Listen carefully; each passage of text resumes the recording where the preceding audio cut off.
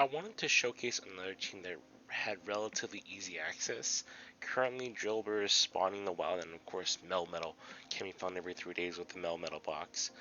Last but not least, Drifloon is currently in the wild, but is also having an event this weekend, so I really recommend getting one if you can. I noticed I was walking to a lot of flying types and ice types. Battling the last couple of days, so I wanted to prepare for the anti-meta team. Both Melmetal and Extra have a great ability to take out both those types. But I knew that counters are also going to be an issue, so I have a Drifloon in the back, knowing that Drifloon can, of course, survive all counters and give even Obscene a lot of pressure. I thought the team will really work well. As long as you're not really going against a triple counter team, you should be okay. So the first team you go against begins with a Nidoqueen, and Nidoqueen's actually a really awkward matchup for Melmetal. Poison Jabs don't do any damage, but at the end of the day, your charge attacks don't do any damage as well. So I switch into Drifloon and kind of try to get more energy, and then in this case, he brings out Mana Buzz, so I'm going to be throwing Icy Winds all day long, hopefully making sure that it does less damage to me, and at a certain point, the Mana Buzz will have to block, so is going to eventually win this battle, and I'm okay with that. When it wins this battle, we can actually farm down pretty much with Melmetal. I actually made a mistake that I actually over tapped, and he was able to get a charge attack off when I didn't really want him to. It is what it is, you know. Here you see me just kind of spamming more of this Icy Winds. I'm going to let this Icy Wind go, or this Foul Play go, because I don't really need to worry about the damage as much, but I'm going to be able to get more of those Icy Winds out right now. The really good thing in this matchup is that Drifloon actually wins a CMP tie, so if you can get a CMP tie with an Ice Wind on Mana Buzz and they foul play in exchange, it's actually a really good position for you because it'll take out your Drifloon, he can't farm you down, and you're able to get basically an extra attack off. Now I'm going to do the best I can to just get as much energy as possible with Melmetal. I'm not going to block anything, I'm just going to ignore the damage because it's not going to do much damage at all. Look at that. Took maybe about 15% of Melmetal's health. Now I have pretty much full energy. I'm actually going to switch here, and the reason I'm going to switch is because I know for a fact that my charge attacks don't do anything against the Nidoqueen. So I'm going to get more energy over here on Drifloon. Still not going to block anything, getting once again as much energy as possible.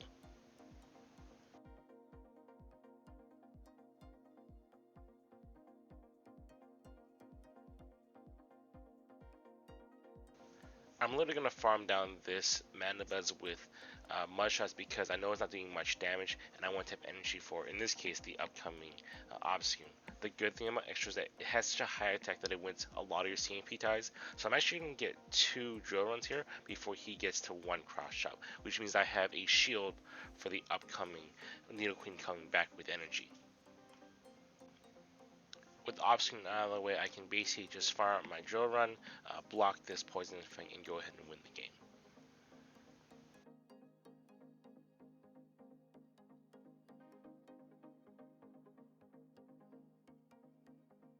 And there goes game 1.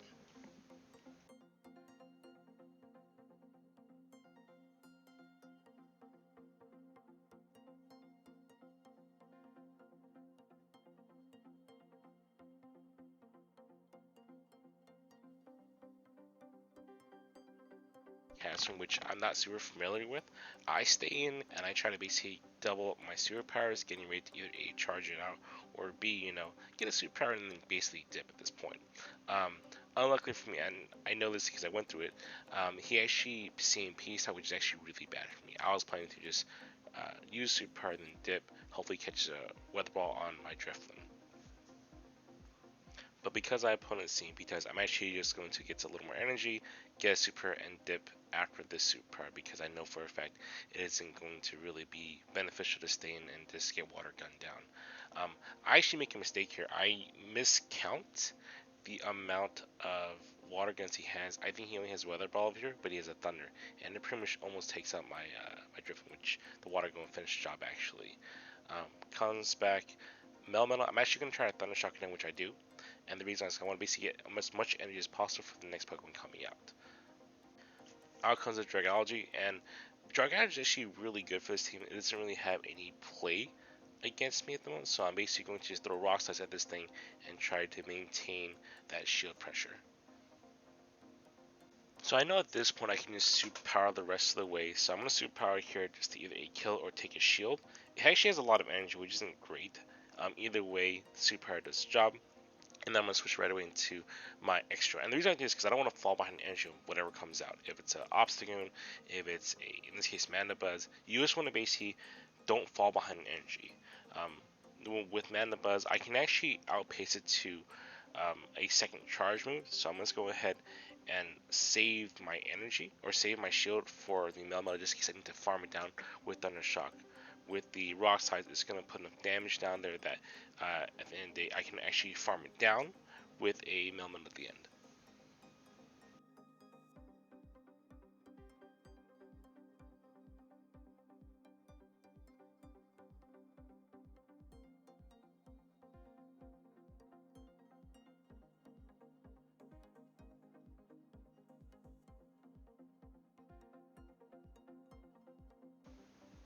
And there goes game two.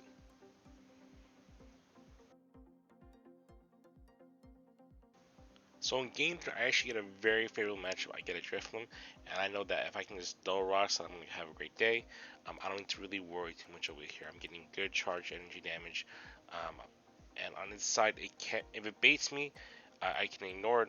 If it Shadow Balls, I have to make sure I'm paying attention to stuff like that. It's actually a really easy matchup though. This one, I knew he had 5 hexes, and I didn't want to risk getting Shadow Ball down, so I decided to go ahead and block it, and then do the best to kind of farm it down. He brings out a Whiscash, which isn't really good for me because I know it has Blizzard and also Mud Bomb. Really takes out both my front line. But I'm basically going to switch out, bring out my Drifloon, and I actually I actually miscount the amount of mud shots it has. I think it has only a Mud Bomb, but it's going to Blizzard and one hit me right here, unfortunately. Because I miscount that, I'm just in a lot of trouble, so I'm basically going to try to spam on my superpowers as quickly as possible. But with Mudshot, it's getting those Mud Bombs really fast. So I think it's getting Mud Bomb every 5 attacks. I have actually no way to really win this game at this point. My only shot is that I can sneak an extra fast move with Extra Drill and take it out that way, which isn't going to happen over here, unfortunately.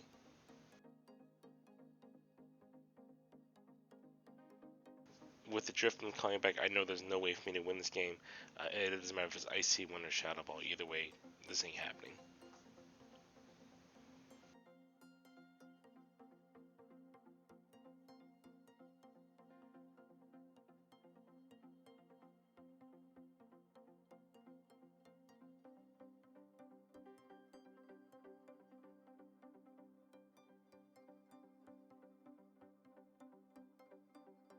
In game 3, I have another really favorable matchup. I get a Dewgong. I know that I don't have to block it, but he brings the Manabuzz right away. Manabuzz isn't really good against Melmetal Ear. I can still just spam Rock Slides and really kind of knock it down over time. It's going to use Foul Place, or in this case Dark Pulse, which is a lot of damage, but I don't have to worry about it just yet.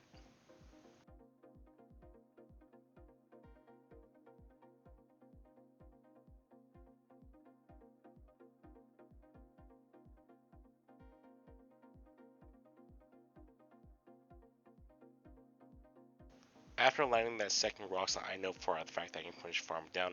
I'm gonna block this Dark Pulse over here because I know that even if it was an Arrows, it probably can't get to a second move. So I'm just gonna really do the best, kind of farm it down and finish it up, and then we'll go ahead and have energy for the next Pokemon, which I think he brings out the Dewgong back. No, he actually brings out a Nidoqueen. Now, Nidoqueen isn't really great news for me, but that's okay.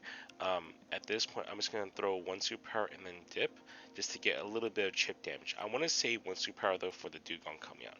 I bring out my Extra Drill, hoping that I can align my Drifloon with the Nidoqueen afterward. So at this point, I know that I can get out a Drill Run as he tries to go for an Earth Power, which is great. I CMP tie. I'm going to block this guy. I know he's getting Earth Power. And then he's probably going to bring out the Dewgong to kind of fight back again, which he does. The worst part about his position right now is that I don't really have to do anything except for throw rocks against Dewgong. It really can't afford to take much damage over here. Knowing that the shields are down, I can go ahead and let my extra go at this point, and I could go ahead and come right back with my Melmetal and finish off with superpowers.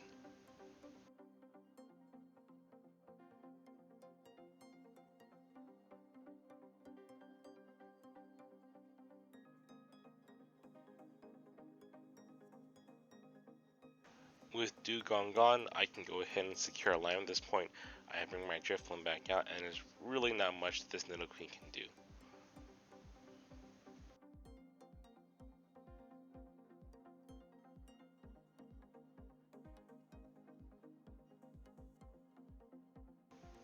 And there goes game 4.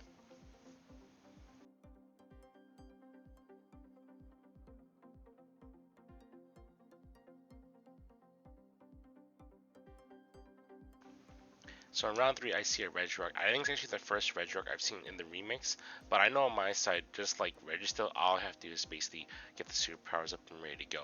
If I can get the superpower off, it's going to be bad news bears for him. My opponent does get the first charging, but I'm not going to let it go through. It's mostly going to be a focus spot. The odds of being stoned are pretty low.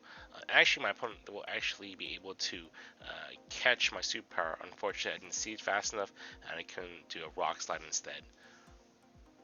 Good news for me though is I can basically charge up another superpower, then switch over to my Drifloon, and then go ahead and take out this Cresselia over time. I don't even need to block anything because Moonblast isn't super effective and it's kind of a tank Pokemon, snare tank Pokemon, so I don't really have to worry about too much here.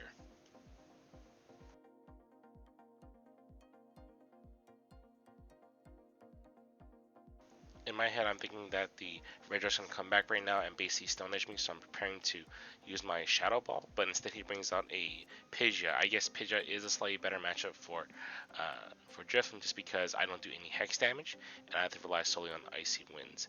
It's going to be able to switch right now and try to get an attack out. And that's okay. I just going to get a Shadow Ball and then switch out actually because that's all I'm going to do here. After the switch out, I bring out my Melmetal, go ahead and go straight for a Rock to bait him out, because I know he's just basically trying to use as much energy as possible over here, and he doesn't want to line up my Melmetal with his Pidgeot. After I get the bait off, I'm going to go for a Superpower, and then go ahead and try to finish it off over here. With Melmetal being aligned to Pidgeot now, there's not a lot that I have to really worry about here. I think that this is going to be a Feather Nest, but it ends up being a Braver, which is fine with me because either way, I'm at a point where if Melmetal can't finish this, Extra can finish it with a Rock Slide. No big deal either way. And there goes game 5.